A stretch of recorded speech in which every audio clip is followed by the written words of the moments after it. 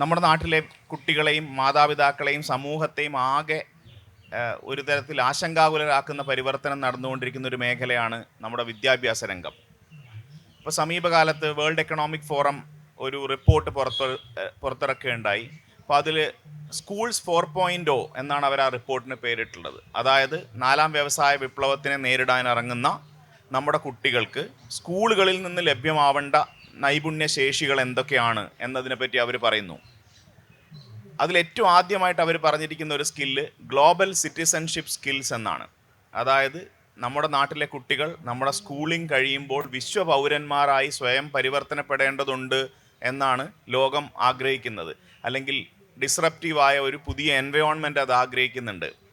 നിലവിലിരിക്കുന്ന നമ്മളുടെ സംവിധാനങ്ങൾ, നമ്മുടെ സ്കൂളുകൾ, നമ്മുടെ വിദ്യാഭ്യാസ രംഗം എത്രത്തോളം ഈ ചാലഞ്ചസിനെ നേരിടാൻ പര്യാപ്തമാണ് എന്ന വിഷയത്തെ മുൻനിർത്തിയാണ് വിദ്യാഭ്യാസത്തിൻ്റെ പുതിയ ആകാശങ്ങൾ എന്ന പേരിൽ നമ്മൾ ഈ ചർച്ച മുന്നോട്ട് വയ്ക്കുന്നത്. അപ്പോൾ അതിനെ മോഡറേറ്റ് ചെയ്യാന്നുള്ള ചുമതല മാത്രമേ എനിക്കുള്ളൂ. അതുകൊണ്ട് നമുക്ക് ഇവിടെ അതാത് മേഖലകളിൽ വ്യക്തിമുദ്ര പതിപ്പിച്ചിട്ടുള്ള സ്പീക്കേഴ്സ് ഉണ്ട്. അപ്പോൾ അവരിൽ ഓരോരുത്തരിലേക്കായിട്ട് പോകാം. അവരുടെ അഭിപ്രായങ്ങൾ ഈ വിഷയത്തിൽ നമുക്ക് കേൾക്കാം. ആദ്യം ജ്യോതിസ് ചന്ദ്രൻ സാറിലേക്ക് പോവാം. അദ്ദേഹം ജ്യോതിസ് സ്കൂൾസിൻ്റെ ഫൗണ്ടറാണ്. അപ്പോൾ നിലവിലെ സ്കൂൾ വിദ്യാഭ്യാസ രംഗം ഏത് തരത്തിലാണ് പരിവർത്തനപ്പെടുന്നത്? ഇപ്പം ആർട്ടിഫിഷ്യൽ ഇൻ്റലിജൻസിൻ്റെ കാലമാണ്. അതായത് ചോദ്യം ചോദിച്ചാൽ ഉത്തരം പറയാൻ കമ്പ്യൂട്ടറുണ്ട്. അപ്പോൾ എന്താണ് കുട്ടിയുടെ റോള് എന്ന് പറയുന്ന സംശയം കുട്ടികൾക്കുണ്ടായി തുടങ്ങുന്നുണ്ട്.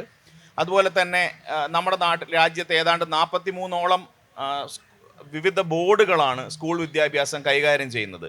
അപ്പോൾ എങ്ങനെയാണ് നമുക്കിതിലൊരു സമഗ്രത ഉറപ്പാക്കാൻ കഴിയുക? ഈ പുതിയ ടെക്നോളജിയോട് സ്കൂൾ സിസ്റ്റം അഡാപ്റ്റ് ചെയ്യുന്നുണ്ടോ എന്ന് പറയാൻ കഴിയുക? അതുപോലെ ഗ്ലോബലി വരുന്ന ഈ ഡിസ്റപ്റ്റീവ് ഡിമാൻഡുകളോട് നമ്മുടെ സ്കൂൾ സിസ്റ്റത്തിന് എത്രമാത്രം ക്രിയാത്മകമായിട്ട് പ്രതികരിക്കാൻ കഴിയും? ഈ വിഷയത്തിൽ സാറിൻ്റെ ഒരു... എല്ലാവർക്കും നമസ്കാരം. പരിവർത്തനത്തിൻ്റെ ഭാഗങ്ങളുമായിട്ട് ബന്ധപ്പെട്ട് നമ്മുടെ ഇന്നത്തെ ഇവിടെ ചർച്ച ചെയ്യപ്പെടുന്ന വിഷയം വിദ്യാഭ്യാസത്തിൻ്റെ പുതിയ ആകാശങ്ങളെക്കുറിച്ചാണ്. ഇപ്പോൾ നമ്മുടെ മോഡറേറ്റർ ശ്രീകാന്ത് സാറ് സ്കൂൾ വിദ്യാഭ്യാസ രംഗത്ത് എത്രത്തോളം സ്വാധീനിക്കപ്പെടുന്നുണ്ട്, പ്രത്യേകിച്ച് AI യുഗത്തിൽ, ഡിജിറ്റൽ യുഗത്തിൽ കുട്ടികളും അതുപോലെ തന്നെ അധ്യാപകരും ഒപ്പം രക്ഷിതാക്കളും എത്രത്തോളം ഇതുമായിട്ട് പൊരുത്തപ്പെടുവാൻ സജ്ജരാണ്, ഏത് രീതിയിലാണ് അവർ സജ്ജരാക്കുന്നത് എന്നതിനെക്കുറിച്ചാണ്. 43 ബോർഡുകൾ ഇന്ത്യ ഒട്ടാകെ സെൻട്രൽ സിലബസിൻ്റെ ഭാഗമായിട്ട്, ഇൻ്റർനാഷണൽ സിലബസിൻ്റെ ഭാഗമായിട്ട്, സ്റ്റേറ്റ് ബോർഡുകളുടെ ഭാഗമായിട്ടൊക്കെ ഉള്ളതായിട്ടും സാറ് തന്നെ സൂചിപ്പിച്ചു. ഇത്തരത്തിലുള്ള ബോർഡുകളുടെ വ്യത്യാസം ഭാവിയിൽ ഒരുപക്ഷെ ഏകീകരിക്കപ്പെടാം. എന്നിരുന്നാൽ തന്നെയും ഇപ്പോൾ തന്നെ നിലവിൽ ഏറെക്കുറെ CBSE എന്നോ സ്റ്റേറ്റ് എന്നോ ICSE എന്നുള്ള വേർതിരിവില്ലാതെ തന്നെ സിലബസിലൊരു ഏകീകരണവും അതുപോലെ തന്നെ എക്സാം പാറ്റേണിലൊരു ഏകീകരണത്തിലേക്കും കടക്കുകയാണ്. പ്രത്യേകിച്ച് നാഷണൽ എഡ്യൂക്കേഷൻ പോളിസി വന്നതോടുകൂടി 2026 മുതൽ ഉള്ള ബോർഡ് എക്സാം, 25 ഇപ്പോൾ ബോർഡ് എക്സാം നടക്കാൻ പോകുന്നു. 2026 ആരംഭിക്കാനിരിക്കുന്ന അടുത്ത അക്കാഡമിക് ഇയർ മുതൽ 12th-ലെയും 10th-ലെയും ബോർഡ് എക്സാമിനേഷൻ ഏകീകരിക്കപ്പെട്ടേക്കാം, പ്രത്യേകിച്ചും 12th-ൻ്റേത്. കാരണം എന്താണ് അതിൻ്റെ അടിസ്ഥാനമെന്ന് ചോദിച്ചു കഴിഞ്ഞാൽ അത് കഴിഞ്ഞിട്ട് അവരെ പ്രവേശന പരീക്ഷ എന്ന് പറയുന്നത്, അത് നീറ്റാകട്ടെ, മെഡിക്കൽ ഫീൽഡാകട്ടെ, അത് എഞ്ചിനീയറിംഗ് ഫീൽഡാകട്ടെ, അതല്ല മറ്റ് പ്രൊഫഷണൽ കോഴ്സുകൾ ഏതുമായിക്കൊള്ളട്ടെ, എല്ലാറ്റിലേക്കും പ്രവേശിക്കാനും അതുപോലെ സെൻട്രൽ യൂണിവേഴ്സിറ്റി എലിജിബിലിറ്റി ടെസ്റ്റ് ഉൾപ്പെടെയുള്ള common entrance examination higher education സെക്ടറിലേക്ക്, അത് ഡിഗ്രി കോഴ്സുകളായിട്ടുള്ള സയൻസ് വിഷയങ്ങൾ എടുക്കാനോ ആർട്സ് വിഷയങ്ങൾ എടുക്കാനോ കൊമേഴ്സ് വിഷയങ്ങൾ എടുക്കാനോ ഒക്കെ ആയാൽ തന്നെയും ഇവയ്ക്ക് ഒരേ എക്സാമാണ് കുട്ടികൾ അറ്റൻഡ് ചെയ്യാൻ പോകുന്നത്. എല്ലാ കുട്ടികളും അറ്റൻഡ് ചെയ്യുന്നത്, ഏത് സിലബസിൽ കുട്ടികൾ പഠിക്കുന്നു എന്നുള്ളതിന് യാതൊരു അടിസ്ഥാനവുമില്ല. എല്ലാ സിലബസിൽ പഠിക്കുന്ന കുട്ടികളും അപ്പിയർ ചെയ്യാൻ പോകുന്നത്, അറ്റൻഡ് ചെയ്യാൻ പോകുന്ന എക്സാമിനേഷൻ ഒന്ന് തന്നെയാണ്. നീറ്റും JEEയും CUETയും ക്ലാറ്റും തുടങ്ങി ഒരുപാട്. അപ്പോൾ അതുകൊണ്ട് തന്നെ തീർച്ചയായിട്ടും കുട്ടികളെ അതിനെ സജ്ജരാക്കുക അതിനെ പാകപ്പെടുത്തുക എന്ന് പറയുന്നത് അധ്യാപകരുടെയും രക്ഷിതാക്കളുടെയും ഒരുപോലെ ഉത്തരവാദിത്വമാണ്. അതിൽ വാസ്തവത്തിൽ അധ്യാപകരായിരിക്കും ഒരുപക്ഷെ ഏറ്റവും കൂടുതൽ ഭീഷണി നേരിടുന്നതെന്ന് വേണമെങ്കിൽ പറയാം. കാരണം മറ്റു തരത്തിലുള്ള ചർച്ചകൾ പിന്നെ ആവശ്യമെങ്കിൽ വരാം. ഇപ്പോൾ അത് ഞാൻ സൂചിപ്പിക്കുന്ന കാരണം നമ്മുടെ കുട്ടികൾ 5G യുഗത്തിലാണ് ഇപ്പോൾ ജീവിക്കുന്നത്, പഠിക്കുന്നത്. അവരൊക്കെ 3G യുഗത്തിലോ 2G യുഗത്തിലോ ഒക്കെ ജനിച്ചവരാണ്. പക്ഷേ പഠിപ്പിക്കുന്ന അധ്യാപകർക്ക് ജി എന്താണെന്ന് അറിയത്തില്ല. എന്താണ് ജിയുടെ ഫുൾ ഫോം എന്ന് പോലും അറിയാതിരുന്നൊരു കാലഘട്ടത്തിലാണ് എന്നെപ്പോലുള്ള രക്ഷിതാക്കൾ അല്ലെങ്കിൽ എന്നേക്കാളും പ്രായം കുറഞ്ഞവരൊക്കെ വന്നിട്ടുള്ളൂ. അപ്പോൾ അതുകൊണ്ട് തന്നെ കുട്ടികൾ അവരുടെ ഈ 4G യുഗത്തിലും 3G യുഗത്തിലും ജനിച്ച് 5G യുഗത്തിൽ പഠിച്ചുകൊണ്ടിരിക്കുമ്പോൾ അവർക്ക് സ്വാഭാവികമായിട്ടും AI സപ്പോർട്ട് കൂടി ആർട്ടിഫിഷ്യൽ ഇൻ്റലിജൻസിൻ്റെയും അതുപോലെ തന്നെ മറ്റ് എല്ലാ രീതിയിലുള്ള ഡിജിറ്റൽ വേൾഡിൽ അവർ ജീവിക്കുമ്പോൾ ആണ് അധ്യാപകർ അതിനനുസരിച്ച് തയ്യാറാകേണ്ടിയുള്ളതെന്നുള്ളതാണ് എൻ്റെ ഒരു വ്യക്തമായ അഭിപ്രായം. കൂടുതൽ അതിനെക്കുറിച്ച് ഓരോരുത്തരായിട്ട് നമുക്ക് സംസാരിക്കാം, ഓരോ ചർച്ചകളിലേക്ക് പോകാം. Please sir. ശങ്കരൻ സാർ ഇവിടെ നമ്മളെ റെപ്രസെൻ്റ് ചെയ്യുന്നത് അദ്ദേഹം ഉന്നത വിദ്യാഭ്യാസ രംഗത്തു നിന്നുള്ള ഒരാളാണ്. അദ്ദേഹം അമിത യൂണിവേഴ്സിറ്റിയിലെ ഒരു അധ്യാപകനാണ്, എഞ്ചിനീയറിംഗ് അധ്യാപകനാണ്. അപ്പോൾ അമൃത യൂണിവേഴ്സിറ്റിയുടെ ഒരു പ്രത്യേകത എന്ന് പറയുന്നത് നമ്മുടെ നിലവിലുള്ള നമ്മുടെ സർക്കാർ സംവിധാനങ്ങളെ മാറ്റി നിർത്തി നമ്മൾ നോക്കിയിട്ടുണ്ടെങ്കിൽ ന്യൂ ജനറേഷൻ കോഴ്സുകൾ ധാരാളമായിട്ട് അവർ ഇവിടെ ഡാറ്റാ സയൻസിൽ, അതല്ലെങ്കിൽ ആർട്ടിഫിഷ്യൽ ഇൻ്റലിജൻസിൽ, റോബോട്ടിക്സിലൊക്കെ മുഴുവൻ സമയ ബിടെക് കോഴ്സുകൾ ഇൻട്രൊഡ്യൂസ് ചെയ്യും. AICTE അപ്ഡേറ്റ് ചെയ്യുന്ന പുതിയ കോഴ്സ് ലിസ്റ്റുകൾ അനുസരിച്ച് പുതിയ കോഴ്സുകൾ ഓഫർ ചെയ്യുകയും ചെയ്യുന്ന ഒരു യൂണിവേഴ്സിറ്റിയാണ്. കാരണം ഒരു ന്യൂ ജനറേഷൻ യൂണിവേഴ്സിറ്റിയുമാണ് ആ നിലയിൽ. അപ്പോൾ സ്വാഭാവികമായും നമ്മുടെ കൺവെൻഷണൽ എഞ്ചിനീയറിംഗ് സ്ട്രീമിൽ പഠിച്ചിരിക്കുന്ന ആളുകൾ, ഇപ്പം ബിടെക് എന്ന് പറയുന്നത് കേരളത്തിലെ തമാശകളുടെ കൂട്ടത്തിൽ ഒന്നാണ്. കാരണം റാൻഡമായിട്ട് നമ്മളൊരു കല്ലെടുത്തെറിഞ്ഞാൽ അതൊരു ബിടെക്കുകാരൻ്റെ തലയിൽ വീഴുമെന്നാണ് കേരളത്തിലെ പുതിയ ജനറേഷൻ്റെ തമാശ. അപ്പോൾ അത്തരത്തിൽ ബിടെക് പഠിച്ച കുട്ടികളുടെ ഒരു അതിപ്രസരം നാട്ടിലുണ്ടായിരിക്കുമ്പോൾ ഈ പുതിയ കാലഘട്ടത്തിനോട് അഡാപ്റ്റ് ചെയ്യാൻ നമ്മുടെ സർക്കാർ കോളേജുകളും യൂണിവേഴ്സിറ്റികളും എന്തുമാത്രം ശ്രമങ്ങൾ നടത്തണം എന്നാണ് സാർ കരുതുന്നത്? എല്ലാവർക്കും നമസ്കാരം. നമ്മുടെ മോഡറേറ്റർ പറഞ്ഞ രീതിയിൽ ശരിക്കും പറഞ്ഞാൽ ഇതിൻ്റെ ഇനിഷ്യൽ സ്റ്റേജസ് നമ്മൾ തുടങ്ങേണ്ടത് സ്കൂളിലാണ്. അപ്പോൾ സ്കൂളിലിപ്പം അത് ഓൾറെഡി ഇൻട്രൊഡ്യൂസ് ചെയ്ത് കഴിഞ്ഞു നമ്മുടെ NEP 2020. അപ്പം ഏകദേശം NEP എന്ന് പറയുന്ന നമ്മുടെ ഒരു third revolution of educational system change എന്ന് പറയാം. നമുക്ക് ഇന്ത്യയിൽ ഫുള്ള് നമ്മൾ നോക്കിക്കഴിഞ്ഞാൽ തേർഡ് മേജർ ചേഞ്ചാണ്. പിന്നെ ഇടയ്ക്കൊരു മൈനർ ചേഞ്ച് വന്നിട്ടുണ്ടായിരുന്നു. അപ്പോൾ ഇതിൽ ഇപ്പം വന്നിരിക്കുന്ന 10+2 എന്നുള്ള സ്കീം മാറിയിട്ട് ഇപ്പം വന്നിരിക്കുന്ന 5+3+3+4 എന്നുള്ള സ്കീം വന്നിട്ടുണ്ട്. അപ്പം ഇനിഷ്യലി സ്കൂളിൽ തന്നെ സ്കിൽ ബേസ്ഡ് എഡ്യൂക്കേഷൻ കൊടുക്കണമെന്നാണ് NEPയുടെ ഒരു ഇത് പറയുന്നത്.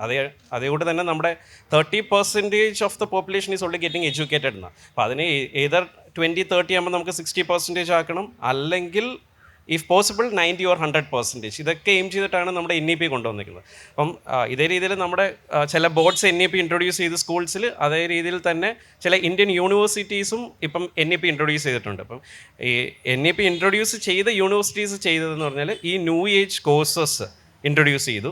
ന്യൂ ഏജ് കോഴ്സസിൻ്റെ കൂടെ തന്നെ ഇപ്പം നമ്മൾ നോക്കിയാൽ ഒരു എഞ്ചിനീയറിംഗ് സിലബസ് എടുത്താൽ അതിപ്പം ഞാൻ ഒരു ഇലക്ട്രിക്കൽ എഞ്ചിനീയറിംഗ് സിലബസാണ് പറയുന്നെങ്കിൽ, എക്സാമ്പിളായിട്ട് പറഞ്ഞാൽ ഇലക്ട്രിക്കൽ എഞ്ചിനീയറിംഗ് സിലബസ് എടുത്താൽ അല്ലെ ജസ്റ്റ് ഇലക്ട്രിക്കൽ എഞ്ചിനീയറിംഗ് സബ്ജക്ട്സ് മാത്രമല്ല ഉള്ളത്. അത് നമ്മൾ നോക്കുകയാണെങ്കിൽ സയൻസ് കോർ സബ്ജക്ട്സ് ഉണ്ട്. അപ്പോൾ ഈ സയൻസ് കോർ സബ്ജക്ട്സ് എന്ന് പറഞ്ഞാൽ ഇലക്ട്രിക്കൽ എഞ്ചിനീയറിംഗിന് വേണ്ടുന്ന റിലേറ്റഡ് മാത്തമാറ്റിക്സ് എന്തൊക്കെയാണ്, റിലേറ്റഡ് ആയിട്ടുള്ള ഫിസിക്സ് ആൻഡ് കെമിസ്ട്രി എന്തൊക്കെയാണ്. ഇൻസ്റ്റെഡ് ഓഫ് നേരത്തെ ഉണ്ടായിരുന്നെന്ന് വെച്ചാൽ നമ്മൾ ഫിസിക്സ് ഫുള്ള് പഠിക്കണം ഫസ്റ്റ് ഇയർ, കെമിസ്ട്രി ഫുള്ള് പഠിക്കണം, മാത്സ് ഫുള്ള് പഠിക്കണം. അതിന് പകരം നമ്മുടെ ഓരോ ബ്രാഞ്ചിനും അനുസൃതമായിട്ടുള്ള മാത്സ്, ഫിസിക്സ്, കെമിസ്ട്രി നമ്മൾ പഠിക്കുന്നു, ഇനിഷ്യലൈസ് ചെയ്ത് പഠിക്കുന്നു.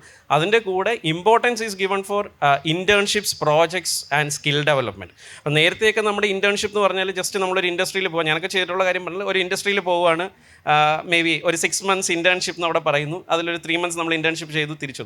ഇപ്പം അങ്ങനല്ല. ഇപ്പോഴത്തെ ഇൻറ്റേൺഷിപ്പ് എന്ന് പറഞ്ഞാൽ അപ്പം NEP ഇൻട്രൊഡ്യൂസ് ചെയ്തെന്ന് പറഞ്ഞു വെച്ചാൽ ഇൻറ്റേൺഷിപ്പിന് നിങ്ങൾ MNCസിൽ പോകണ്ട, നിങ്ങളുടെ സറൗണ്ടിങ്സിലുള്ള ഏതൊക്കെയാണ് കമ്പനീസ് എന്ന് നോക്കുക.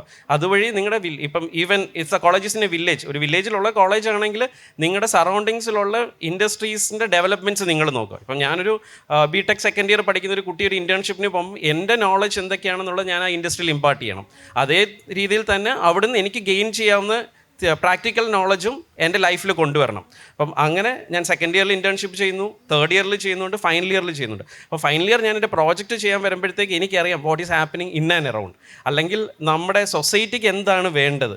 അങ്ങനത്തെ കുറേ കോഴ്സസാണ് NEP ഇതിൽ കൊണ്ടുവന്നിരിക്കുന്നത്. അപ്പോൾ ഈ പറഞ്ഞ രീതിയിൽ ആർട്ടിഫിഷ്യൽ ഇൻ്റലിജൻസ് എന്ന് പറഞ്ഞാൽ മനുഷ്യനിർമ്മിതി എന്ന് നമുക്ക് പറയാം അല്ലേ. അപ്പോൾ അതിൽ ശരിക്കും അത് പ്രോഗ്രാം ചെയ്യുന്നത് നമ്മളാണ്. അപ്പം നമുക്ക് അറിയണം what is needed for the society. അപ്പോൾ അങ്ങനെയുള്ളൊരു ഐഡിയ നമ്മൾ ഗെയിൻ ചെയ്തതിന് ശേഷമാണ് നമ്മൾ ഈ ആർട്ടിഫിഷ്യൽ ഇൻ്റലിജൻസ് അല്ലെങ്കിൽ ഡേറ്റാ സയൻസിലൊക്കെ നമ്മൾ കാൽവെപ്പ് നടത്തുന്നത്. അപ്പം ഈ പറഞ്ഞ രീതിയിൽ ഇപ്പോൾ സ്കൂൾ കുട്ടിക്ക് ഇപ്പോൾ ഒരു പ്രോജക്റ്റ് തയ്യാറാക്കാൻ പറഞ്ഞു കഴിഞ്ഞാൽ അത് ChatGPT-ക്കാണ് കൊടുക്കുന്നത്. അപ്പോൾ ChatGPT ഉടനെ ഐ നീഡ് എ പ്രോജക്റ്റ് എന്ന് പറഞ്ഞാൽ പ്രോജക്റ്റ് റിപ്പോർട്ടായിട്ടാണ് വരുന്നത്. ഇപ്പോൾ 10 പേജ് അല്ലെങ്കിൽ പറയുകയാണ് 10 പേജുള്ള പ്രസൻറ്റേഷൻ എന്ന് പറഞ്ഞാൽ 10 പേജുള്ള പ്രസൻറ്റേഷൻ വരെയാണ് കുട്ടി അത് കൊണ്ടുവന്ന് ക്ലാസ്സിൽ കൊടുക്കുന്നുണ്ട്.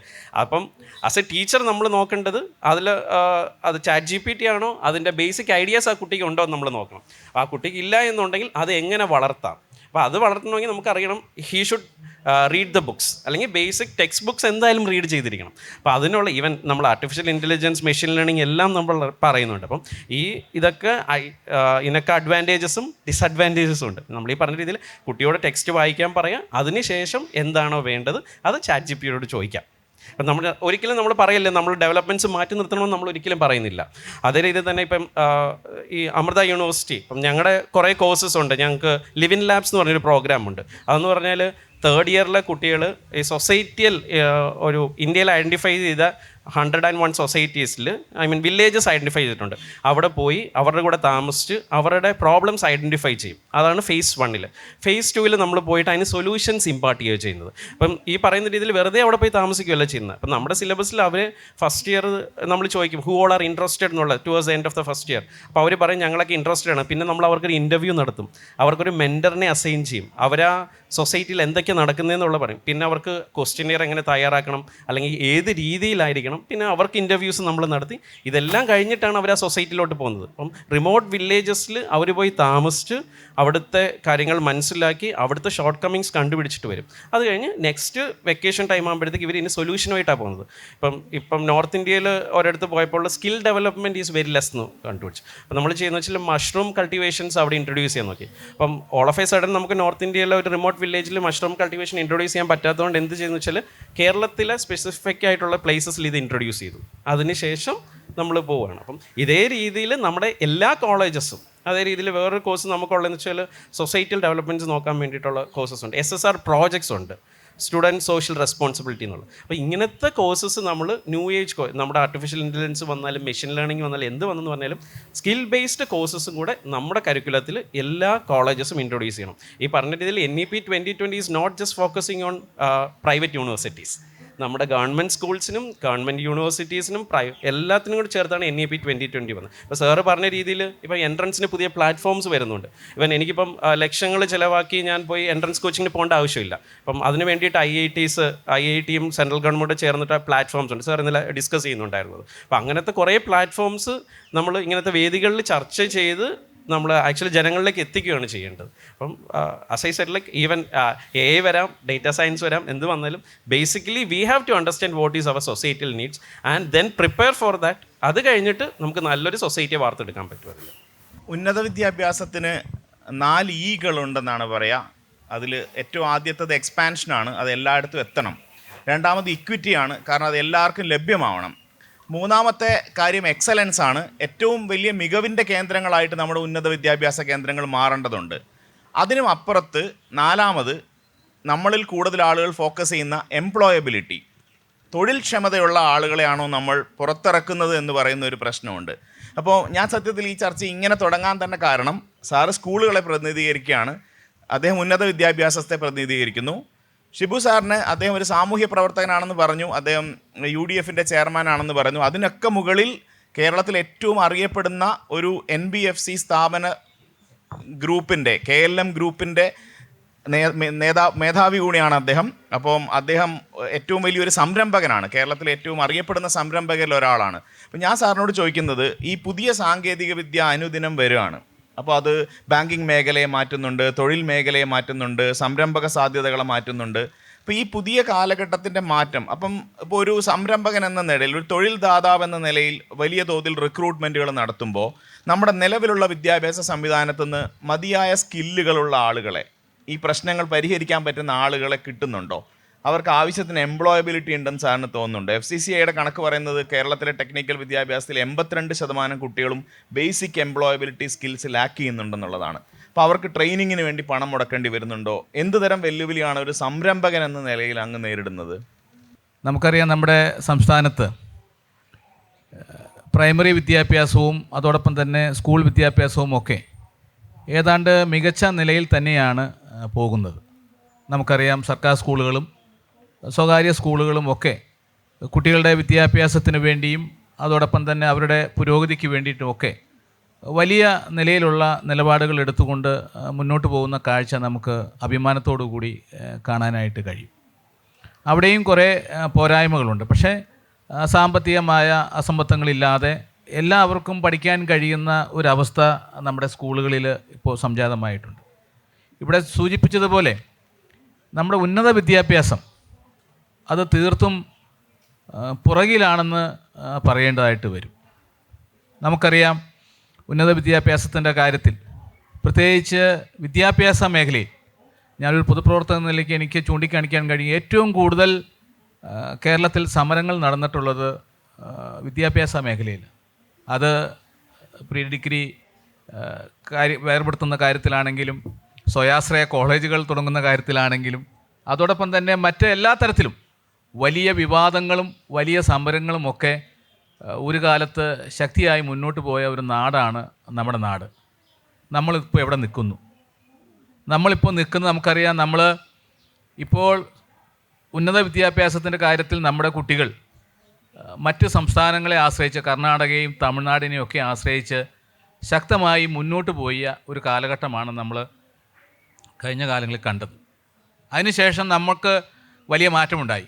ഞാൻ എപ്പോഴും പറയും, ഇവിടെ ഇരിക്കുന്ന വിദ്യാഭ്യാസ മേഖലയിലുള്ള പ്രവർത്തകർ എന്നോട് ക്ഷമിക്കണം, വൈകി ബുദ്ധി ഉദിക്കുന്ന ഒരു ജീവിയാണ് കേരളം. എപ്പോഴും നമുക്ക് വൈകിയാണ് കാര്യങ്ങൾ പഠിക്കാൻ കഴിയുള്ളൂ, നടപ്പിലാക്കാൻ കഴിയുള്ളൂ. നമ്മൾ 25 വർഷം എപ്പോഴും പുറകിൽ പോകുന്ന ഒരു സംസ്ഥാനമായി കാണുന്നു എന്ന് ഞാൻ ചിന്തിക്കുകയും, അപ്പോൾ നമ്മൾ കേരളം അത്ര ദുരിതപൂർണമായ ഒരു അവസ്ഥയിൽ ഉന്നത വിദ്യാഭ്യാസ കാര്യത്തിൽ പോകുമ്പോൾ മറ്റ് സംസ്ഥാനങ്ങൾ ഒത്തിരി മുന്നോട്ട് പോയി. നമ്മുടെ കുട്ടികൾ നേഴ്സിങ്ങിനും എഞ്ചിനീയറിങ്ങിനും ഒക്കെ മറ്റ് സംസ്ഥാനങ്ങളെ ആശ്രയിച്ച് മറ്റെല്ലാ കോഴ്സുകൾക്കും മുന്നോട്ട് പോയ ഒരു കാഴ്ച നമുക്ക് കാണാൻ കഴിയും.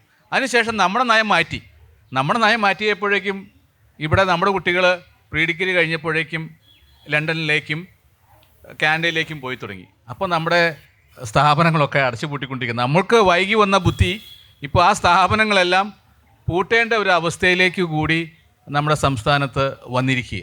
ഞാൻ സൂചിപ്പിച്ചത് ഉന്നത വിദ്യാഭ്യാസത്തിലും അതോടൊപ്പം തന്നെ കുട്ടികളെ അവരുടെ അഭിരുചിക്കനുസരിച്ച് പരിശീലിപ്പിക്കുന്ന കാര്യത്തിൽ നമ്മളിപ്പോഴും പുറകിൽ നിൽക്കുകയാണ്.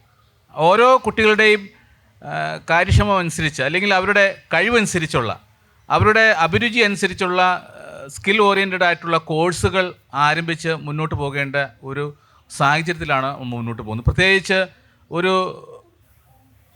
സംരംഭം നടത്തുന്ന ഒരു വ്യക്തി എന്ന നിലയ്ക്ക് എനിക്ക് പറയാൻ കഴിയും, താല്പര്യമുള്ള ആ മേഖലയിൽ കഴിവ് തെളിയിച്ചവരെ കിട്ടാനായിട്ട് വളരെ സാധ്യത കുറവുള്ള ഒരു സമയത്താണ് നമ്മൾ പോകുന്നത്. പ്രത്യേകിച്ച് പല കോഴ്സുകളിലും പോയി പരാജയപ്പെട്ട് വരുന്നവരാണോ എന്ന് തോന്നിപ്പിക്കുന്ന നിലയിലാണ് പലപ്പോഴും ജോലി തേടി വരുന്ന പ്രിയപ്പെട്ട ഉദ്യോഗാർത്ഥികളിൽ നിന്ന് നമുക്ക് കിട്ടുന്ന പ്രതികരണം.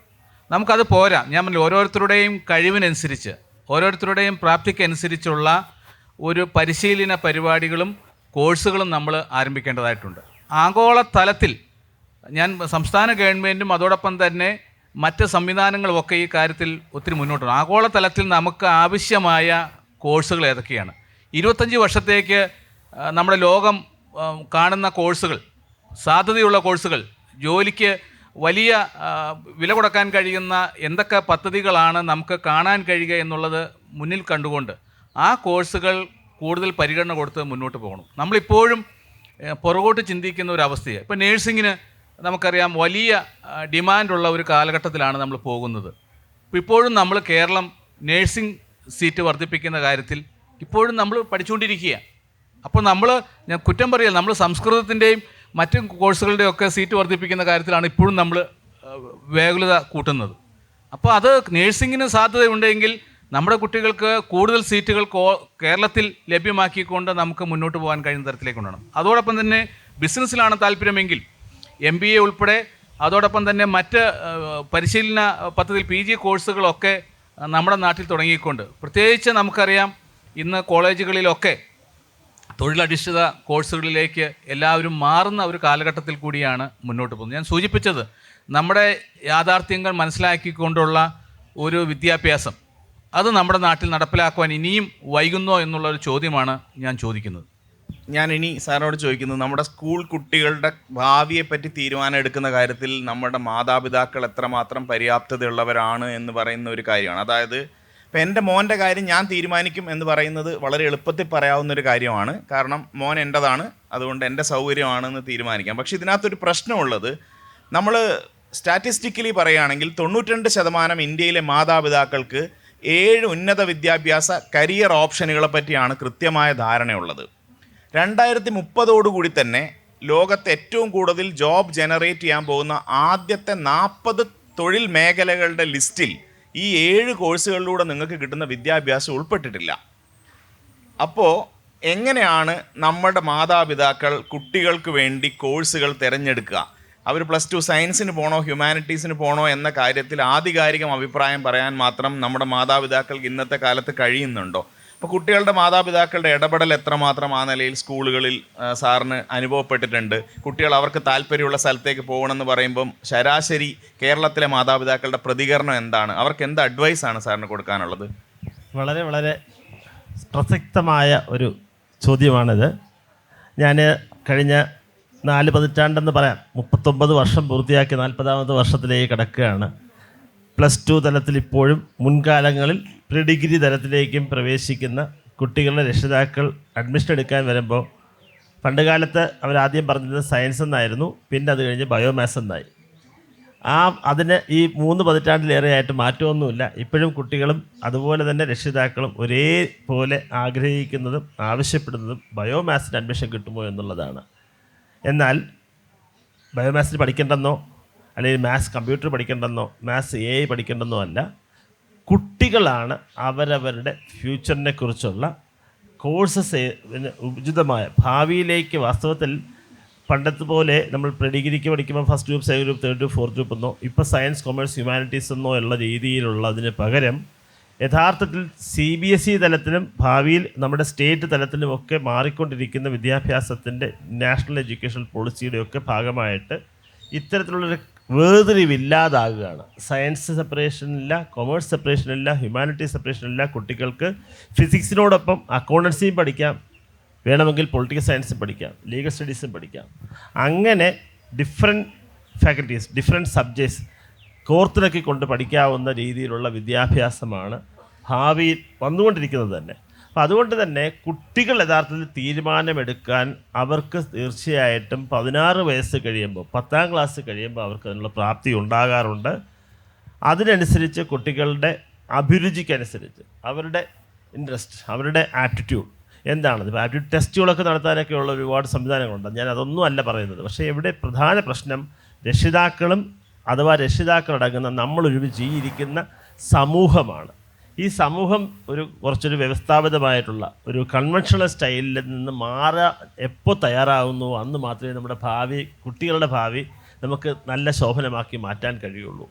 അതുകൊണ്ട് തന്നെയാണ് തീർച്ചയായിട്ടും ഇത്തരം ചർച്ചകളുടെ പ്രസക്തി കൂടുന്നത്. ഇപ്പോൾ സാറ് സിവിൽ സർവീസ് മേഖലയിൽ നിൽക്കുന്ന ഒരാളാണ്, അവരെ പ്രോത്സാഹിപ്പിക്കുന്ന ഒരു വ്യക്തിത്വമാണ്. സാറ് എഞ്ചിനീയറിംഗ് കുട്ടികളെ പ്രോത്സാഹിപ്പിക്കുന്ന ഒരാളാണ്. സാറ് സംരംഭകനാണ്, അതുകൂടാതെ സാമൂഹ്യ രാഷ്ട്രീയ പ്രവർത്തകരുമൊക്കെയാണ്. അപ്പം ഇങ്ങനെയുള്ളവരെ എല്ലാവരും യഥാർത്ഥത്തിൽ സമൂഹത്തിൻ്റെ ഒരു നേർചിത്രമാണ്. ഇപ്പോൾ യഥാർത്ഥത്തിൽ ട്രംപ് ഭരണത്തിലേറിയ ഒരു കാലഘട്ടത്തിലാണ് നമ്മൾ ഈ സംസാരിച്ചുകൊണ്ടിരിക്കുന്നത്. ട്രംപ് ആദ്യം ചെയ്തത്, വാസ്തവത്തിൽ സത്യപ്രതിജ്ഞ ചെയ്ത് അധികാരമേൽക്കുന്നതിന് മുമ്പ് തന്നെ ആദ്യം കൂടെ നിർത്തിയത് ഇലൻ മസ്കിനെയാണ്. അത് കഴിഞ്ഞ് നമ്മുടെ തന്നെ Indian വംശജനായിട്ടുള്ള Vivek രാമസ്വാമിയാണ്.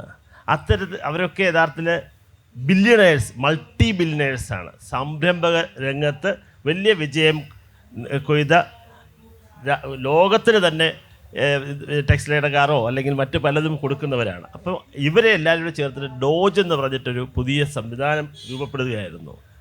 Department of government in efficiency എന്നാണ്.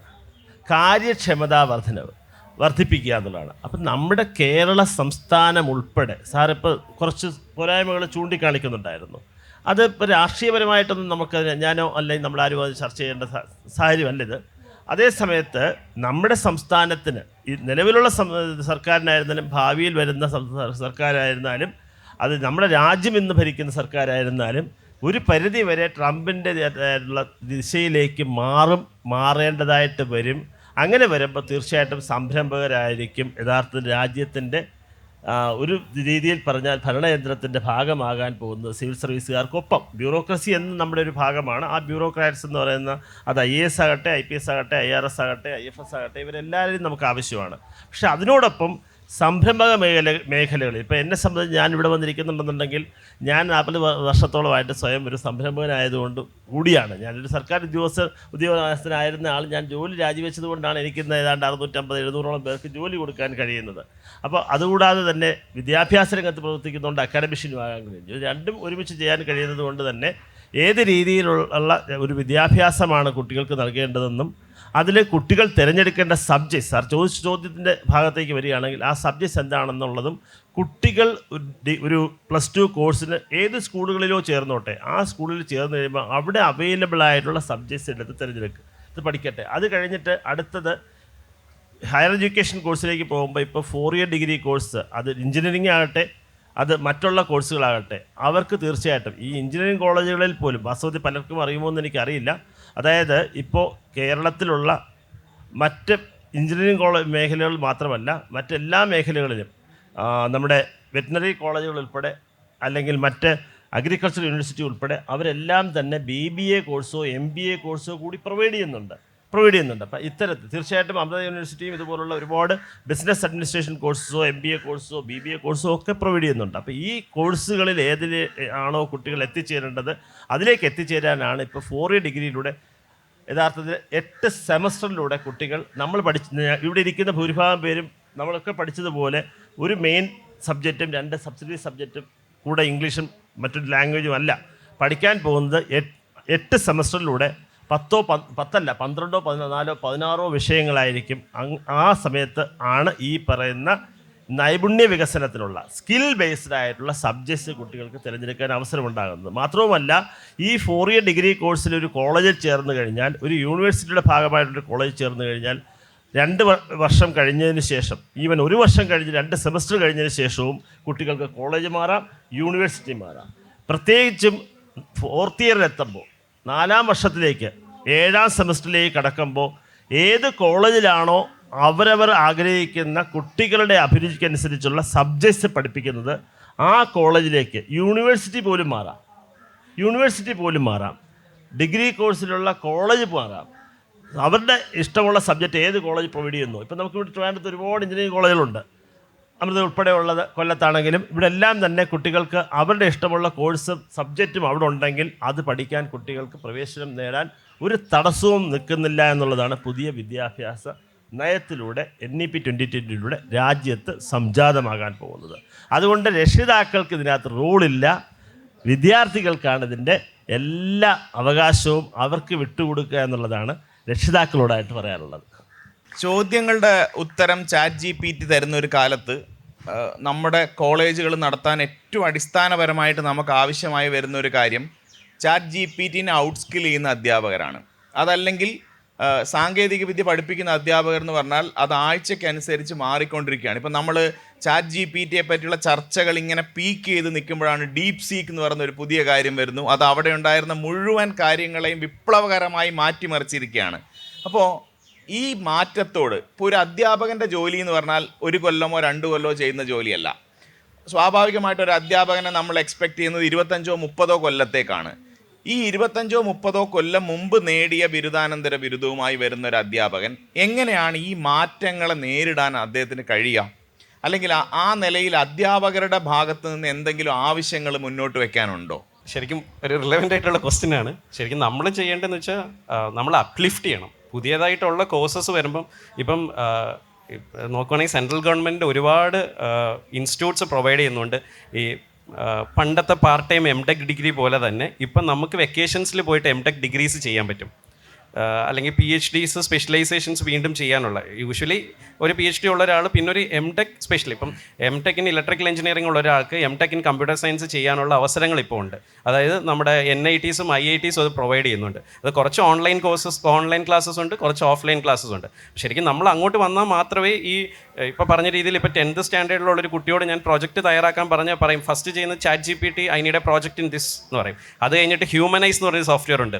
ഹ്യൂമനൈസ് ചെയ്യാൻ പറഞ്ഞാൽ ChatGPT ആണെങ്കിൽ എനിക്ക് കണ്ടുപിടിക്കാൻ പറ്റും എത്രത്തോളം ഉണ്ട് സിമിലാരിറ്റി എന്ന്. ഹ്യൂമനൈസ് ചെയ്യാൻ പറഞ്ഞാൽ അത് ചെയ്യുന്നതെന്ന് പറഞ്ഞാൽ നമ്മൾ എഴുതുന്ന രീതിയിൽ അതിനെ ആക്കും. അതിനകത്ത് എനിക്ക് കണ്ടുപിടിക്കാൻ പറ്റില്ല. ഓക്കെ, അപ്പം ഹ്യൂമനൈസ് ചെയ്ത് അത് കഴിഞ്ഞിട്ടാണ് ഈ റിപ്പോർട്ട് സബ്മിറ്റ് ചെയ്യുന്നത്. അപ്പം ഞാൻ ഒരു അധ്യാപകനായിട്ട് കോളേജിലുള്ള ഒരാൾ, ഞാൻ എൻ്റെ അറിവിനെ അപ്ലിഫ്റ്റ് ചെയ്യണം. അപ്പം ഞാൻ ചെയ്യേണ്ടത് വെച്ചാൽ ഓക്കെ, ഇലക്ട്രിക്കൽ എഞ്ചിനീയറിംഗ് അറിയണം, കമ്പ്യൂട്ടർ സയൻസും ഞാൻ അറിയണം. അപ്പോൾ ആ സ്ഥിതിക്ക് ഞാനും ഇതേ രീതിയിൽ പഠിക്കാൻ തയ്യാറായിക്കൊണ്ടിരിക്കണം. എന്താണോ മാറുന്ന സാഹചര്യം അതനുസരിച്ചുള്ള കോഴ്സസ് ഞാൻ എടുക്കണം. അപ്പോൾ ഇതേ പറഞ്ഞ രീതിയിൽ തന്നെ ഇപ്പോൾ വരുന്ന കുട്ടികൾ ശരിക്കും മൊബൈൽ ഫോൺസ് അല്ലെങ്കിൽ കമ്പ്യൂട്ടർ അഡിക്റ്റഡ് ആണ്. അവർക്ക് നമ്മളെക്കാളും കൂടുതൽ ഇതിൻ്റെ നോളജസ് ഉണ്ട്. പക്ഷെ അത് ഏത് തരത്തിൽ യൂസ് ചെയ്യണം, എങ്ങനെ യൂസ് ചെയ്യണം നമ്മളാണ് അവരെ പറഞ്ഞ് പഠിപ്പിക്കേണ്ടത്. ഇപ്പം ഈ പറഞ്ഞു കഴിഞ്ഞാൽ ലാബ്സ് എന്ന് പറഞ്ഞിട്ട് ഓൺലൈൻ പ്ലാറ്റ്ഫോംസ് ഉണ്ട് നമുക്ക് ലാബ് സ്കെയിൽസ് ചെയ്യാൻ വേണ്ടി. ഇതിലൊക്കെ എന്ന് പറഞ്ഞാൽ നമ്മുടെ എക്സ്പെരിമെൻറ്റ്സ് ചെയ്ത് വെച്ചിട്ടുണ്ട്.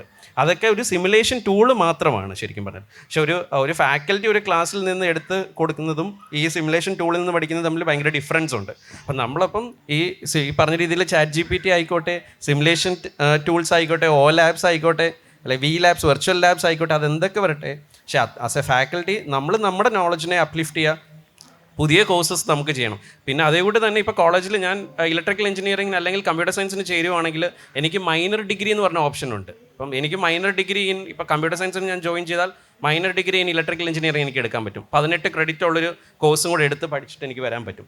പിന്നെ അതേ രീതിയിൽ നമ്മുടെ വേറെ സിസ്റ്റം ഉണ്ട്. ഇപ്പം ഞാൻ 4 ഇയർ ഡിഗ്രിക്ക് ചേർന്നു, അല്ലെങ്കിൽ integrated degree course 5 year integrated degree കോഴ്സിന് ചേർന്നു. ഇപ്പോൾ 2 വർഷം കഴിഞ്ഞപ്പോൾ എനിക്ക് തോന്നുകയാണ് ഓക്കെ, എനിക്ക് പണ്ടൊക്കെ നമ്മൾ ഡ്രോപ്പ് ഔട്ട് ചെയ്യുമായിരുന്നു ചെയ്യുന്നത്. ഇപ്പം ഫസ്റ്റ് ഇയർ കഴിഞ്ഞ് ഞാൻ ഇറങ്ങുവാണെങ്കിൽ എനിക്ക് സർട്ടിഫിക്കേഷൻ കോഴ്സ് കിട്ടും. 2 ഇയേഴ്സ് കഴിഞ്ഞാൽ ഡിപ്ലോമ കോഴ്സസ് കിട്ടും. 3 ഇയേഴ്സ് കഴിഞ്ഞ് കഴിഞ്ഞാൽ അത് ഡിഗ്രി, അത് കഴിഞ്ഞിട്ട് ഹോണേഴ്സ് ഡിഗ്രി കോഴ്സ്. അപ്പം ഇങ്ങനത്തെ മാറ്റങ്ങൾ ശരിക്കും നമ്മുടെ ഇടയിൽ നടക്കുന്നുണ്ട്. പക്ഷെ അത് എത്രത്തോളം ജനങ്ങളിൽ എത്തിയിട്ടുണ്ടെന്ന് എനിക്കറിയില്ല.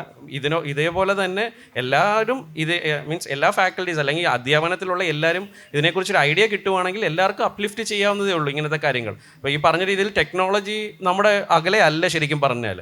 It's like in A finger tip we can reach the technology. ഇപ്പോൾ വീട്ടിലിരുന്ന് തന്നെ എനിക്കൊരു കോഴ്സ് ചെയ്യാൻ പറ്റുന്നുണ്ട്. ഇപ്പം കോഴ്സസ് ഉണ്ട്, NPTEL കോഴ്സസ് ഉണ്ട്, അല്ലെങ്കിൽ നമ്മുടെ എല്ലാ സോഫ്റ്റ്വെയർസും അവരുടെ സൊസൈറ്റിയൽ റെസ്പോൺസിബിലിറ്റി എന്ന് പറഞ്ഞാൽ ഇൻഫോസിസ് സ്പ്രിംഗ് ബോർഡ് എന്ന് പറഞ്ഞിട്ട് ഇതുണ്ട്. സാധാരണ ഒരു മനുഷ്യന് ചെയ്യാവുന്ന ബേസിക് C പ്രോഗ്രാമിംഗ് അല്ലെങ്കിൽ എക്സൽ ഷീറ്റ് അങ്ങനെയൊക്കെ ഉള്ള ചെറിയ ചെറിയ കോഴ്സുകളുണ്ട്.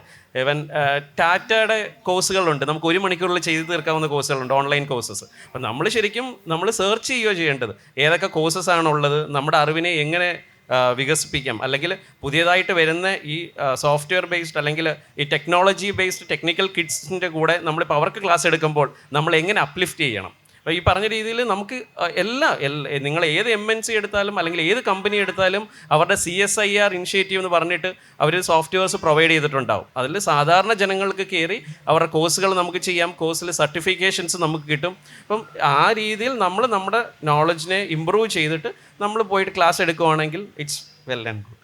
ഇത് നമ്മുടെ കുട്ടികളിപ്പോൾ പുതിയ ജനറേഷൻ വെല്ലുവിളികളെയും നേരിടുന്നുണ്ട്. ഇപ്പം സാർ ഒരു സാമൂഹ്യ പ്രവർത്തകനാണ്, മാത്രമല്ല സാർ എൻ്റെ നാട് എന്ന് പറയുന്ന ഒരു ഇനീഷ്യേറ്റീവ് സാറിൻ്റെ നാട്ടിൽ ചെയ്യുന്നുണ്ട്. അപ്പോൾ പെയിൻ ആൻഡ് പാലിയേറ്റീവ് അടക്കം ഒരുപാട് സാമൂഹ്യ പ്രവർത്തന മേഖലകളിൽ പൊതുജനങ്ങളെയും കൂടെ സഹകരിപ്പിച്ചുകൊണ്ട് ചെയ്യുന്ന ഒരാളാണ് സാർ. അപ്പം ഈ പുതിയ ജനറേഷന് ഈ വിദ്യാഭ്യാസം വരുന്നതിനനുസരിച്ച്, സാങ്കേതിക വിദ്യ കൂടുന്നതിനനുസരിച്ച്, മൊബൈൽ ഫോൺ പോലെയുള്ള ഗാഡ്ഗറ്റുകളുടെ ഉപയോഗം കൂടുന്നതിനനുസരിച്ച്, അതുപോലെ തന്നെ സമൂഹത്തിൻ്റെ ഒരു പൊതു മനോഭാവത്തിൽ എൻ്റെ മോന് രാഷ്ട്രീയമൊന്നും ഇല്ല എന്ന് പറയുന്നത് അഭിമാനിക്കത്തക്കതായ എന്തോ ഒരു കാര്യമാണെന്ന് കരുതുന്ന ഒരു സമൂഹത്തിൻ്റെ മനോഭാവമുണ്ട്. അപ്പോൾ ഇതിനിടയ്ക്ക് വിജയിച്ചൊരു സംരംഭകനായ, ഒരു സാമൂഹ്യ പ്രവർത്തകനായ, രാഷ്ട്രീയക്കാരനായ സാറിന് ഈ പുതിയ തലമുറയിലെ കുട്ടികൾ അവരുടെ സോഷ്യൽ കണക്റ്റ് എങ്ങനെ നമുക്ക് നിലനിർത്താൻ പറ്റും? രാഷ്ട്രീയത്തിൽ ഇറങ്ങുന്ന അത്ര മോശപ്പെട്ടൊരു കാര്യമാണോ? ക്യാമ്പസിൽ രാഷ്ട്രീയം ഉണ്ടാവുന്നത് അത്ര മോശപ്പെട്ടൊരു കാര്യമാണോ? അങ്ങനെയുള്ള കുട്ടികൾക്ക് ഈ കാലഘട്ടത്തിൻ്റെ ഈ പുതിയ ചാലഞ്ചസിനെ നേരിടാൻ കഴിയില്ല എന്ന് പറയുന്ന വാദത്തിൽ എന്തെങ്കിലും കഴമ്പുണ്ടോ? ഈ കാര്യങ്ങളിൽ സാറിൻ്റെ ഒരു അഭിപ്രായം എന്താണ്?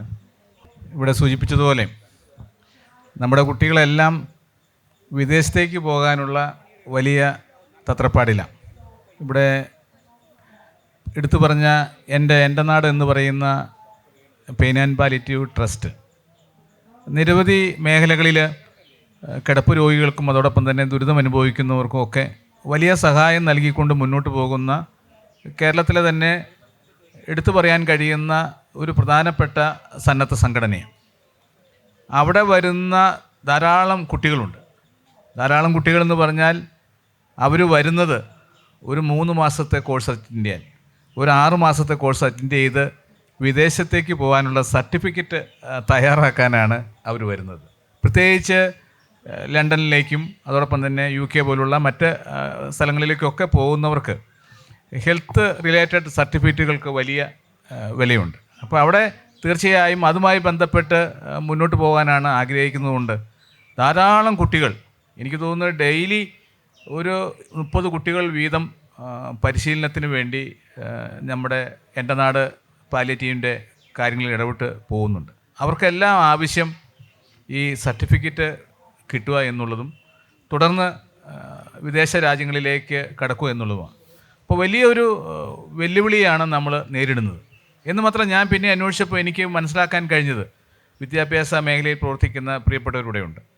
അവരെല്ലാം വിദേശത്തേക്ക് ജോലി തേടി പോകുന്നതോടൊപ്പം തന്നെ മറ്റ് തൊഴിൽ കൂടി ചെയ്യുക. പക്ഷേ ഈ പ്രീ ഡിഗ്രി അല്ലെങ്കിൽ +2 കഴിഞ്ഞ് ഡിഗ്രി കഴിഞ്ഞ് പോകുന്ന കുട്ടികൾ അവരവിടെ ചെന്ന് പഠിക്കുന്നതോടൊപ്പം തന്നെ ജോലി കൂടി തേടി മുന്നോട്ട് പോകുന്ന ഒരു സാഹചര്യം. തുടർന്ന് വരുമാനം കിട്ടിക്കഴിയുമ്പോൾ ഉള്ള പഠിത്തം കൂടി ഉപേക്ഷിക്കുന്ന ഒരു ട്രെൻഡാണ് ഇപ്പോൾ വിദേശത്തെല്ലാം നമ്മൾ കാണാൻ കഴിയുന്നത്. അതും നമ്മൾ ഫേസ് ചെയ്യുന്ന വലിയൊരു പ്രശ്നമാണ്. പ്രത്യേകിച്ച് നമുക്കറിയാം, കാനഡ പോലുള്ള വിദേശ രാജ്യങ്ങളിലൊക്കെ എന്തെങ്കിലുമൊക്കെ തീരുമാനങ്ങൾ വന്നാൽ ഈ +2കാരനും ഡിഗ്രിക്കാരനും ഒക്കെ തിരിച്ച് ഇങ്ങോട്ട് വന്നാൽ പിന്നെ ഇവിടെ വലിയ തോതിലുള്ള ബുദ്ധിമുട്ടിലേക്ക് പോകും.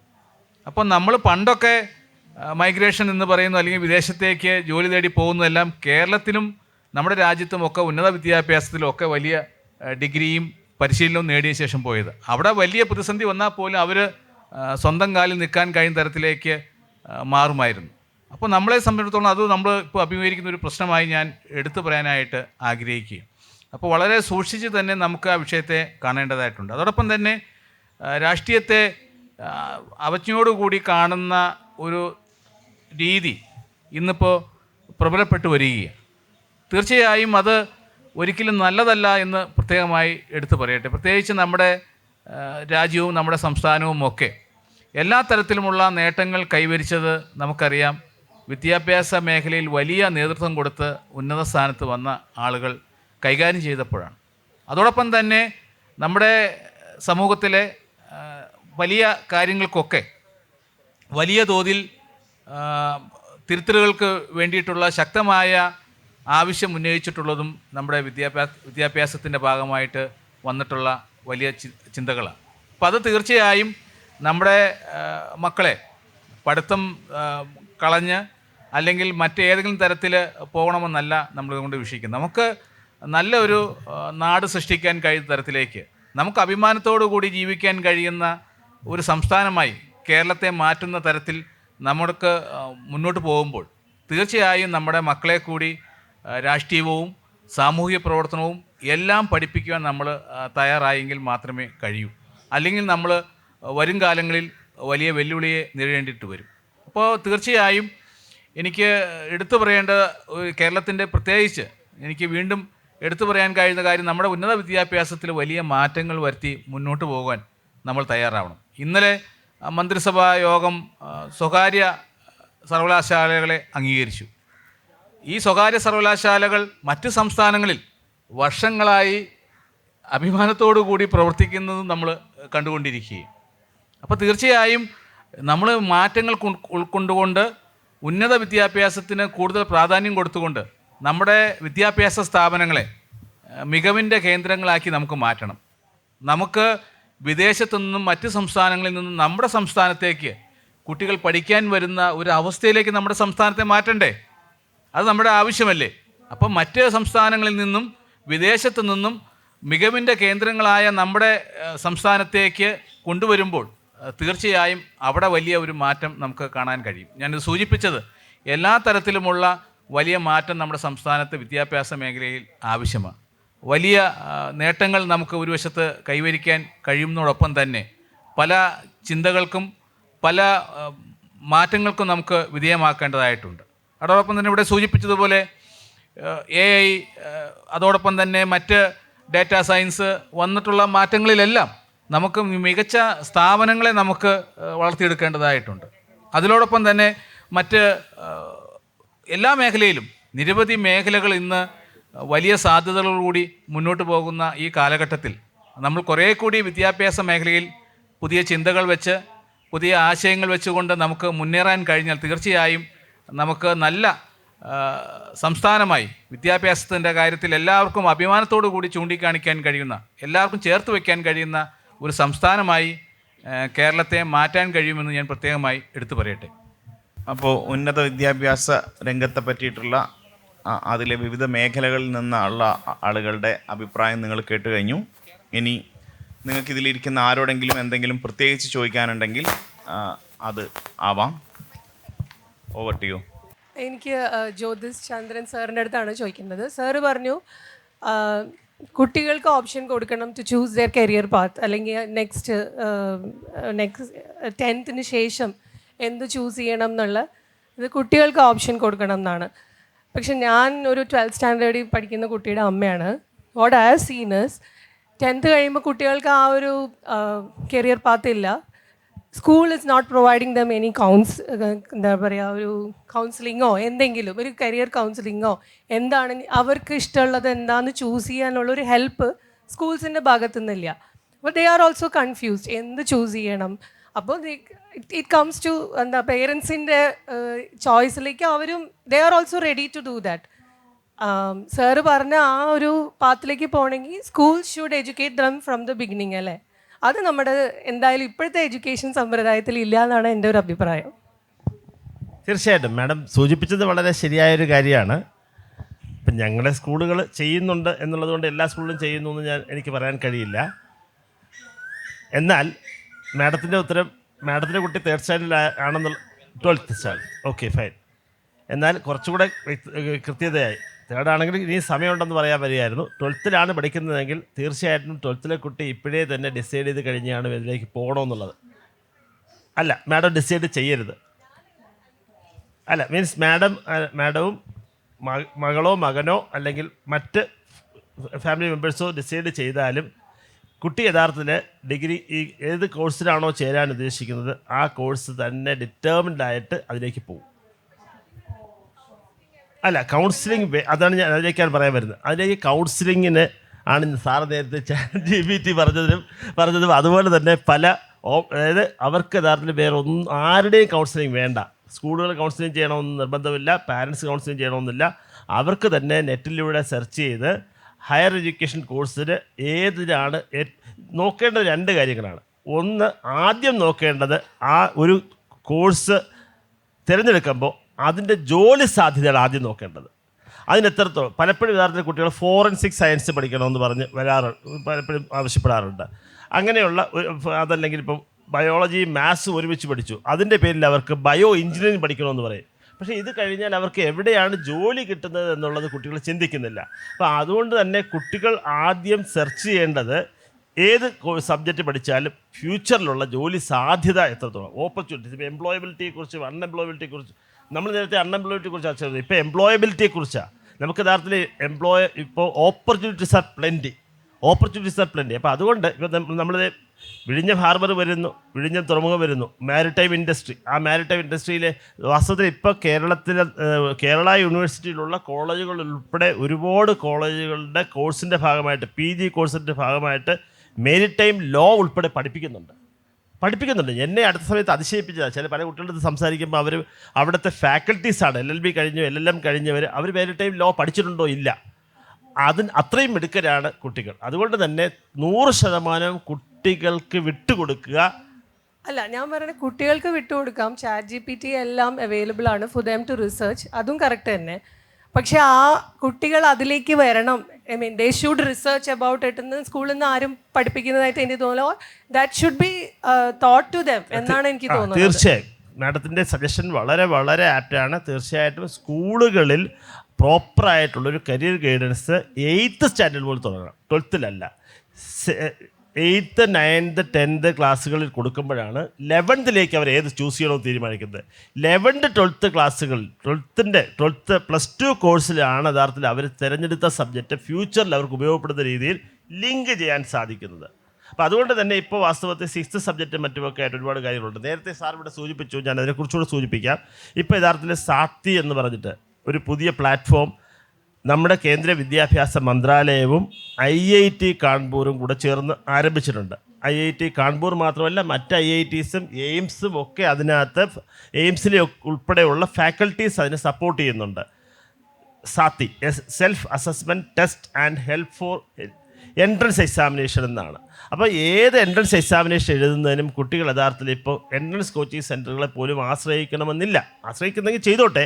തീർച്ചയായിട്ടും കുട്ടികൾക്ക് ഈ സാത്തി എന്ന പ്ലാറ്റ്ഫോം സ്കൂളുകളിൽ രജിസ്റ്റർ ചെയ്ത് കുട്ടികൾ അതിനകത്ത് അവർക്കൊരു ലിങ്ക് കൊടുത്തു കഴിഞ്ഞാൽ, അവർക്ക് അതിനൊരു ആഡ് ചെയ്ത് കൊടുത്തു കഴിഞ്ഞാൽ, അവർക്ക് വീട്ടിലിരുന്ന് എവിടെ ഇരുന്ന് വേണമെങ്കിലും അവർക്ക് ആ പ്ലാറ്റ്ഫോമിൽ ജോയിൻ ചെയ്തുകൊണ്ട് ക്വസ്റ്റ്യൻസും സോൾഡ് ആൻസേഴ്സും പ്രാക്ടീസ് ചെയ്ത്, അതാണ് സെൽഫ് അസസ്മെൻറ്റ് എന്ന്, അതിൻ്റെ ആദ്യത്തെ 2 ലെറ്റേഴ്സ് അതാണ്. Self assessment test and help for entrance എക്സാമിനേഷനാണ്.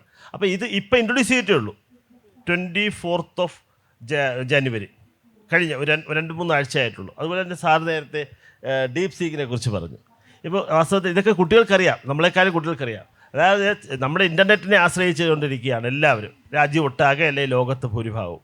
കഴിഞ്ഞ ആഴ്ച വരെ ലോകം മുഴുവൻ ഡീപ് സീക്ക് എന്ന് പറയുന്നത് ചൈന അങ്ങോട്ട് ഇറങ്ങിയ ഉടനെ ഒറ്റയടിക്ക് ചൈനയിലെ ജനങ്ങളിൽ 90% പേരും, അല്ലെങ്കിൽ ലോകത്തെ ജനങ്ങളിലെ നല്ലൊരു ശതമാനം പേരും ഒറ്റയടിക്ക് ഡീപ് സീക്കിലോട്ട് മാറി. കാരണം അത്രയധികം എക്സ്പെൻസ് ഇല്ലാത്ത, ചീപ്പാണ്.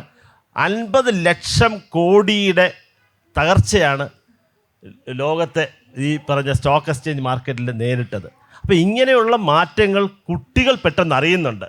അപ്പോൾ കുട്ടികൾക്ക് തീർച്ചയായിട്ടും ഓൺട്രപ്രണേഴ്സ്, ഞാൻ എപ്പോഴും പറയാറുള്ളൊരു കാര്യം, അവർ യഥാർത്ഥത്തിൽ പുതിയൊരു ജോലി നേടുന്നതിന് എന്തിനേക്കെന്നുള്ളത് ചിന്തിക്കുന്നതിന് പകരം let them become job givers rather than job seekers. Job seekers ആകുകയല്ല നമ്മുടെ കുട്ടികളെ പഠിപ്പിച്ചേക്കേണ്ടത്. അവർ തീർച്ചയായിട്ടും അവർക്ക് അഭിരുചിയുള്ള ഏത് മേഖലയായിക്കോട്ടെ, AI ആണെങ്കിൽ AI ആകട്ടെ, അതല്ല അവർ യഥാർത്ഥത്തിൽ ഇപ്പോൾ എയറിൽ ഇപ്പം ഡാറ്റ സയൻസിനെ കുറിച്ചൊക്കെ സാറ് പറയുന്നുണ്ട്. അപ്പോൾ ഇത്തരത്തിലുള്ള എല്ലാ മേഖലകളെക്കുറിച്ചും കുട്ടികൾ വളരെ ഏറെ അറിവ് നേടിക്കഴിഞ്ഞിട്ടുണ്ടാവും 12th ആകുമ്പോഴേക്കും. അപ്പോൾ അത് കഴിഞ്ഞ് അവർ ചേരുന്ന കോഴ്സിനനുസരിച്ച് പഠിക്കുന്ന സബ്ജക്റ്റിനെ ബേസ് ചെയ്തിട്ട് അവരൊരു സ്വന്തമായി ഒരു സ്റ്റാർട്ടപ്പ് പദ്ധതികളെക്കുറിച്ചാണ് ഇപ്പോൾ ഏറ്റവും കൂടുതൽ ഡിസ്കസ് ചെയ്യുന്നത്. അപ്പോൾ അവർ സ്വന്തമായി സ്റ്റാർട്ടപ്പ് തുടങ്ങും, അല്ലെങ്കിൽ ഒരു കമ്പൈൻഡ് ആയിട്ടൊരു ഗ്രൂപ്പ് ഓഫ് സ്റ്റുഡൻസ് ചേർന്ന് ഒരു സ്റ്റാർട്ടപ്പ് തുടങ്ങും. ചിലപ്പോൾ അവർ പരാജയപ്പെടുന്നിരിക്കാം, അഥവാ ആദ്യം പരാജയപ്പെടുന്നതാണ് നല്ലത്, അല്ലേ സാർ? ആദ്യം അവർ പരാജയപ്പെടുന്നതാണ് നല്ലത്. അങ്ങനെ പരാജയങ്ങളിൽ നിന്ന് എന്തുകൊണ്ട് ഫെയിലായി എന്നുള്ളത് പഠിച്ചതിന് ശേഷം അവർ പുതിയ വിജയങ്ങളുടെ കൊടുമുടി കീഴടക്കും, ഒരു സംശയവും വേണ്ട. അടുത്ത ക്വസ്റ്റ്യൻ. സാർ ഈ സംസാരിച്ചത് എല്ലാം പ്രിവിലേജ്ഡ് ആൾക്കാരെ കാര്യമാണ്. അപ്പോൾ ഈ അണ്ടർ പ്രിവിലേജ്ഡ് ആയിട്ടുള്ള ഡിജിറ്റൽ ലിറ്ററസി പോലും ഇല്ലാത്ത ആൾക്കാരുണ്ട്. അപ്പോൾ സാറ് പറഞ്ഞതെന്ന് പറഞ്ഞാൽ ഒരു +2 ആകുമ്പോൾ തന്നെ ഒരു ഐഡിയ കിട്ടുമെന്നാണ് എനിക്ക് തോന്നുന്നില്ല. ഒരു 10 കഴിഞ്ഞിട്ടും ആൾക്കാർ കരിയറിലോട്ട് ജോയിൻ ചെയ്തതിനു ശേഷം കരിയർ സ്വിച്ച് ചെയ്യുന്ന ഒരു കാലമാണ് ഇപ്പോൾ. അപ്പോൾ കരിയർ സ്വിച്ച് ചെയ്യുന്നത് മാത്രമല്ല, ഇപ്പോൾ നമ്മൾ ഇയർ ഗ്യാപ്പ് എടുക്കുന്നതെന്ന് പറയുന്നു. അപ്പോൾ ഇയർ ഗ്യാപ്പ് എടുത്തു കഴിഞ്ഞാൽ പോലും സാറിൻ്റെ ഐഡിയ ഉണ്ടാവും. ഇയർ ഗ്യാപ്പ് എടുത്തു കഴിഞ്ഞാൽ കുട്ടികൾക്ക് ഒരു ഐഡിയ ഉണ്ടാവും, അത് കഴിഞ്ഞിട്ട് എന്ത് ചൂസ് ചെയ്യണമെന്ന്. ഇത് സാറിനോടുള്ള ചോദ്യമാണ്. പിന്നെ താങ്കളെടുത്ത് ചോദിക്കാനുള്ളതെന്ന് പറഞ്ഞാൽ, സാറ് പറഞ്ഞു രാഷ്ട്രീയം ഇവിടെ കുട്ടികളെല്ലാം നാട് വിട്ട് പുറത്ത് പോകുന്നു. അപ്പം നമ്മൾ ഇവിടെ പുറത്ത് പഠനത്തിന് മാത്രമല്ല പോകണം, നമ്മൾ ആ ക്വാളിറ്റി ഓഫ് ലൈഫ് ഉണ്ട്. ആ ക്വാളിറ്റി ഓഫ് ലൈഫ് നമ്മുടെ നാട്ടിൽ കിട്ടാൻ പറ്റുന്നില്ല. നമുക്ക് ഇവിടുത്തെ വിദ്യാർത്ഥികൾ പുറത്ത് പോകണം എന്തുകൊണ്ടാണെന്ന് വെച്ചാൽ ഇവിടുത്തെ ക്വാളിറ്റി ഓഫ് ലൈഫാണ്. പിന്നെ സാറ് പറഞ്ഞ വേറൊരു കാര്യം എന്ന് പറഞ്ഞാൽ, ഇപ്പോൾ നമ്മൾ മോക്ക് കോഴ്സസ് എല്ലാം യൂസ് ചെയ്യുന്നുണ്ട്, ഇപ്പോൾ കോഴ്സറ അതെല്ലാം. അപ്പോൾ സാറ് പറഞ്ഞതെന്ന് പറഞ്ഞാൽ ക്ലാസ്സിൽ നിന്ന് കിട്ടുന്ന എക്സ്പീരിയൻസ് നമുക്ക് മോക്ക് കോഴ്സസ് കിട്ടില്ല, നമുക്ക് ക്ലാസ്സിലെ ആ ഒരു എക്സ്പീരിയൻസ് വേറെ എന്നാ സാറ് പറഞ്ഞത്. പക്ഷേ ക്ലാസ്സിലെ അധ്യാപകൻ ദുരന്തമാണെങ്കിൽ പിന്നെ മോക്ക് കോഴ്സല്ലേ സാർ ഭേദം? അല്ല, അധ്യാപകൻ ദുരന്തം ആവാതിരിക്കാൻ ആദ്യം അധ്യാപകൻ ആ മൂക്ക് കോഴ്സസ് ചെയ്യണമെന്ന് ഞാൻ ഉദ്ദേശിച്ചു. അതെ, അല്ല അപ്ഡേറ്റ് ആയിക്കൊണ്ടിരിക്കണമെന്നാണ്. അപ്പോൾ സാറ് പറഞ്ഞതെന്ന് പറഞ്ഞാൽ എക്സ്പീരിയൻസ് വേറെ എന്നാ പറഞ്ഞത്. അപ്പം അധ്യാപകൻ ദുരന്തമാണെങ്കിൽ കുട്ടിക്ക് മോക്ക് കോഴ്സല്ലേ ആശ്രയം? അതെ, ആ മൂക്ക് കോഴ്സ് എടുക്കുന്ന അധ്യാപകനും ഒരു അധ്യാപകനാണ്, അല്ലേ? ഇവിടെ പറഞ്ഞതുപോലെ നമ്മൾ വിദേശത്തേക്ക് പോകുന്നതും ജീവിത സാഹചര്യങ്ങൾ മെച്ചപ്പെടുന്നതും നല്ലത് തന്നെ. പക്ഷേ ഞാൻ പറഞ്ഞത് +2 കഴിഞ്ഞും ഡിഗ്രിയും കഴിഞ്ഞ് ജോലി മാത്രം ഡിപ്പെൻഡ് ചെയ്ത് പോകുന്നത് നല്ലതല്ല. പഠിക്കാൻ വേണ്ടി പോകുന്നു, ഉപരിപഠനം നടത്തണം, ഗവേഷണം നടത്തണം എന്നുള്ള ലക്ഷ്യമൊക്കെ ആയിട്ടാണ് കുട്ടികൾ ഇവിടുന്ന് പോകുന്നത്. പക്ഷേ അവിടെ ചെല്ലുമ്പോൾ അതിന് ശ്രമിക്കാതെ 2 തരത്തിലുണ്ടെന്നാണ് എൻ്റെ ഒരു അഭിപ്രായം. കാര്യം ഇവിടുന്ന് നല്ല ഹയർ എഡ്യൂക്കേഷൻ നോക്കി പോകുന്ന ആൾക്കാരുണ്ട്, അല്ലാതെ പാർട്ട് ടൈം അവിടെ പോയി കുറച്ച് ജോലി ചെയ്ത് പൈസയൊക്കെ ഉണ്ടാക്കി അടിച്ചു പൊളിച്ച് ജീവിക്കാമെന്ന് പറഞ്ഞു പോകുന്ന ആൾക്കാരുണ്ട്. അപ്പോൾ ഒരു ന്യൂനപക്ഷം പൊയ്ക്കൊണ്ടിരുന്നപ്പോൾ കുഴപ്പമില്ല, ഇപ്പോൾ ഒരു ഭൂരിപക്ഷം പോകാൻ തയ്യാറായി നിൽക്കുമ്പോൾ ഇവിടെ നാട്ടിൽ എന്തോ ആപത്ത് വരുന്നു എന്നാണ് മൊത്തത്തിലുള്ള ഒരു പറച്ചിൽ. അപ്പോൾ ഇതിനോട് എന്താണ് സാറിന് പറയാനുള്ളത്? ഇത് ഇപ്പം നിങ്ങൾ പറയുന്ന കാര്യങ്ങളുണ്ട്. ഇതിപ്പോൾ ലോകത്തെ എല്ലാ കാര്യത്തിനും രണ്ട് പക്ഷം ഉണ്ടാവും എന്ന് പറഞ്ഞത്. നിങ്ങൾ ചോദിച്ചതിൽ ഏറ്റവും പ്രധാനപ്പെട്ട ഒരു കാര്യം എന്ന് പറയുന്നത് ഡിജിറ്റൽ ഡിവൈഡ് എന്ന് പറയുന്ന പ്രശ്നത്തിൻ്റെ ഗൗരവമുണ്ട്. അതായത് എഴുത്തും വായനയും അറിയാത്ത മനുഷ്യർ ഇനിയും 20% ഒരു രാജ്യത്തിരുന്നാണ് നമ്മൾ ഈ സംസാരം എല്ലാം നടത്തുന്നത്. ഡിജിറ്റൽ ലിറ്ററസിയുടെ കാര്യം വന്നാൽ അതിനേക്കാൾ കൂടുതൽ മനുഷ്യർ അണ്ടർ പ്രിവിലേജ്ഡ് ആണ്. ഇപ്പോൾ ഇൻ്റർനെറ്റ് ഉപയോഗിക്കാൻ അറിയാത്ത, ഡീപ് സീക്ക് എന്താണെന്ന് പോലും അറിഞ്ഞിട്ടില്ലാത്ത ഒരുപാട് മാതാപിതാക്കളും ഈ ലോകത്തുണ്ട്.